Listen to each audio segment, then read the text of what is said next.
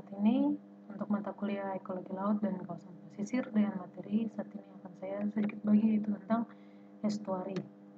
Estuari ini dia terdapat di bagian pesisir.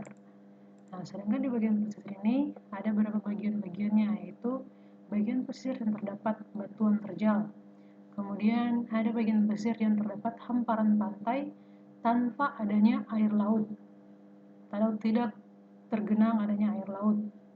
Kemudian ada dikatakan di sini tepi pantai. Nah, tepi pantai ini dia merupakan bagian yang terdapat air laut, tapi juga terdapat daratan. Yang berarti di sini merupakan adanya perbatasan antara daratan dan juga laut. Nah, bagian berikut yaitu adanya perairan yang dangkal, atau biasanya di bagian ini terdapat gelombang-gelombang pecah atau ombak-ombak kecil. Nah, itu dikatakan bagian pesisir yang perairan pantainya dangkal. Kemudian ada bagian terakhir yaitu lepas pantai atau sudah berada di bagian lepas pantai, sudah bukan dekat dengan bagian daratan, sudah agak sedikit jauh dari bagian daratan. Nah, bagian tentang estuari ini, estuari dikatakan bahwa satu kata yang dipinjam dari bahasa Inggris yang katanya adalah estuary, sedangkan dari bahasa Latin estuarium yang berarti aliran air pasang dari laut. Yang akar katanya adalah estus yang berarti pasang surut air laut. Nah, bisa dilihat di gambar bahwa estuary itu berada di antara atau berada di tengah-tengah air garam dan juga berada di tengah-tengah antara air laut. Jadi estuari merupakan pertemuan antara air tawar dan juga air laut. Nah, estuari dapat disebut sebagai daerah peralihan atau ekoton antara habitat laut dan habitat air tawar. Banyak karakter fisik, kimiawi, dan biologis yang khas yang terdapat dalam daerah estuari ini. Estuari dia disebut dengan daerah peralihan seperti yang tadi saya katakan, dan didominasi oleh substrat berlumpur. Endapan kebanyakan merupakan bahan-bahan organik. Nah, ciri-ciri estuari dia merupakan semi tertutup, bagian dari muara sungai. Jadi estuari dia merupakan satu bagian daripada muara sungai. Yang biasa kalau kita dapat temukan di muara-muara sungai, kemudian adanya laut lepas itu, di situ juga merupakan atau biasa disebut dengan estuari. Kemudian estuari ini dipengaruhi oleh pasang surut. Kenapa dipengaruhi? Karena biasanya kalau dia pasang, estuari ini akan terdapat banyak air atau bahkan mungkin lebih daripada 1 meter tinggi air tersebut. Tapi kalau dia surut, bisa saja daerah estuari tersebut tidak ada airnya. Kemudian daerah estuari ini didominasi substrat berlumpur atau biasanya terdapat daerah substrat berlumpur untuk daerah estuari ini dan kaya bahan organik. Kemudian tempat cadangan makanan bagi organisme.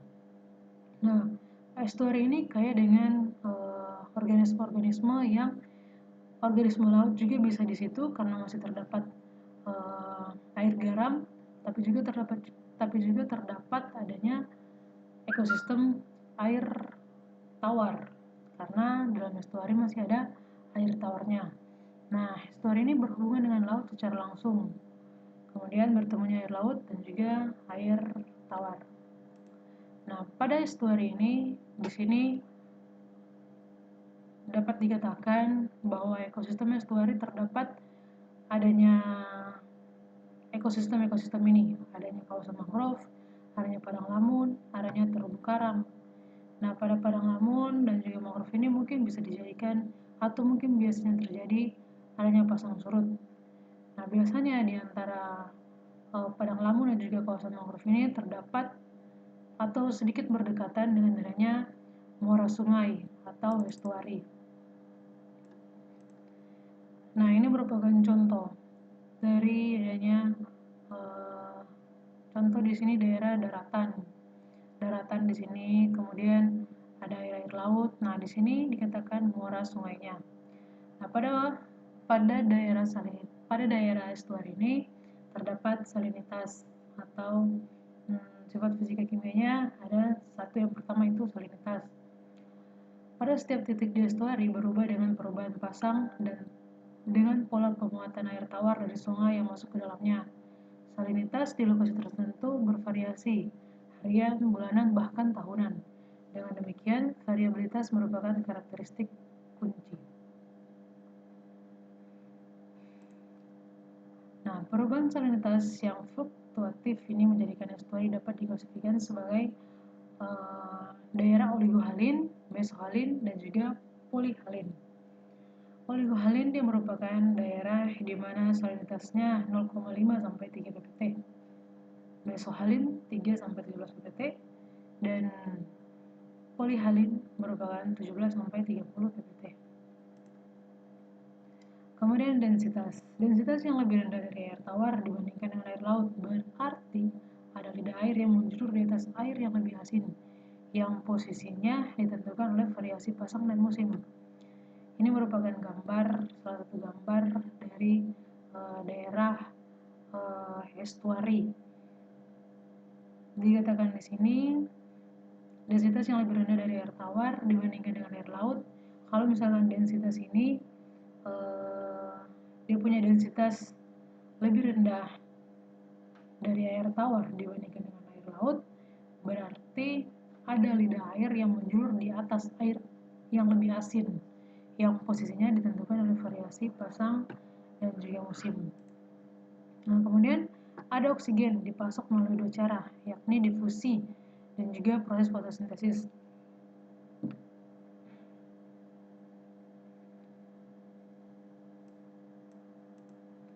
Kemudian dalam estuari juga terdapat kekeruhan atau pencahayaan. Kekeruhan air akan naik pada saat pasang surut karena teraduknya lumpur dasar oleh ombak dan angin. Jadi kekeruhan itu airnya akan keruh pada saat pasang ataupun surut karena biasanya tercampur antara lumpur dasar yang berada di bagian dasar pada daerah pesisir tersebut dan juga oleh ombak dan angin. Nah, efek kekeruhan ini terhadap ikan dan kehidupan lainnya adalah membatasi proses fotosintesis. Kenapa membatasi proses fotosintesis? Karena pada air tersebut tingkat pencahayaannya akan berkurang ketika kekeruhan tersebut terjadi, dan air yang keruh itu akan membuat cahaya matahari akan tidak sampai ke bagian dasar untuk daerah yang berada di daerah yang dangkal atau daerah perairan dangkal. Kemudian menyumbat insang ikan dan organ makanan subentos oleh partikel tersuspensi. Nah, untuk air yang keruh ini bisa membuat ikan tidak bisa karena di sini dikatakan bahwa efek kekeruhan air yang keruh ini dapat menyumbat insang ikan dan organ makanan subentos oleh partikel tersuspensi. Jadi ikan tidak akan bergerak bebas, mungkin ikan tidak akan bisa mendapatkan makanan yang lebih banyak lagi kalau misalkan air tersebut keruh. Kemudian pengamburan penglihatan ikan ketika mereka memburu makanan, seperti yang tadi saya katakan bahwa ikan akan susah mencari makanan kalau keadaan airnya keruh. Nah, organisme yang menetap di estuari jumlahnya tidak banyak. Sementara itu, organisme yang lain hanya menggunakan estuari sebagai tempat persinggahan untuk mencari makanan, berlindung, ataupun pemasaran. Nah, di sini dikatakan bahwa kalau yang tadi saya bilang di daerah estuari itu akan sangat kaya akan organisme, karena seperti yang di sini dikatakan bahwa ada ikan-ikan atau organisme yang menjadikan estuari itu sebagai tempat persinggahan. Walaupun mungkin dia tidak menetap di daerah estuari itu, tapi ada dari laut, organisme dari air laut ada, organisme dari air laut juga ada. Nah, pertama adalah fitoplankton. Nah, fitoplankton ini dia hidup di daerah permukaan air. Nah, sedangkan estuari itu bukan rentan, tapi banyak sekali ekosistem yang terdapat di situ. Sehingga jika air tidak keruh, berarti ikan-ikan yang berada di daerah estuari tersebut akan kaya akan asupan makanannya karena terdapat fitoplankton. Kemudian adanya zooplankton. Kemudian adanya daerah bentos. Nah, bentos ini merupakan organisme yang hidup di permukaan dasar perairan atau di dalam dasar perairan, berada di bagian permukaan air ataupun berada di bagian pertengahan air.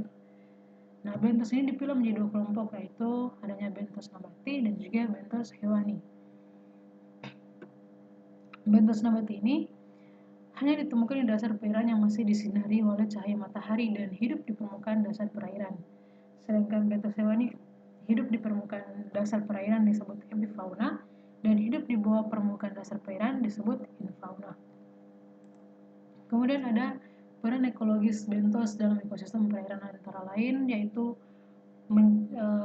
perannya yaitu pengurai bahan organik yang terdapat di dasar ataupun di dalam perairan dan pengalih energi dari produser primer ke organisme yang berjenjang profit lebih tinggi. Ada beberapa bentos bernilai komersial tinggi seperti tiram, udang barong, dan kerang darah. Jadi pada estuari tersebut ada organisme-organisme bentos yang nilainya ekonomis sangat penting atau komersialnya tinggi. Kemudian ikan ini sudah sangat jelas bahwa terdapat ikan air tawar yang kadang-kala masuk ke estuari, dan ada ikan estuari sejati yang seluruhnya hidup tinggal di estuari, dan ada ikan anadromus dan catadromus, dan ada juga ikan laut yang menggunakan estuari sebagai tempat mencari makan, tempat memijah, dan pengasuhan. Jadi dalam estuari tersebut ternyata kita butuh daerah estuari tersebut untuk kita bisa mendapatkan ikan tersebut juga. Kalau kita bisa menjaga sungai yang ada, menjaga keadaan di darat atau di pegunungan bagus, maka air yang mengalir ke daerah-daerah estuari tersebut, peralihan antara air laut dan juga air tawar itu akan sangat bagus, sehingga ikan-ikan yang berada di dalam estuari tersebut juga bisa mendapatkan pasokan makanan yang lebih baik lagi.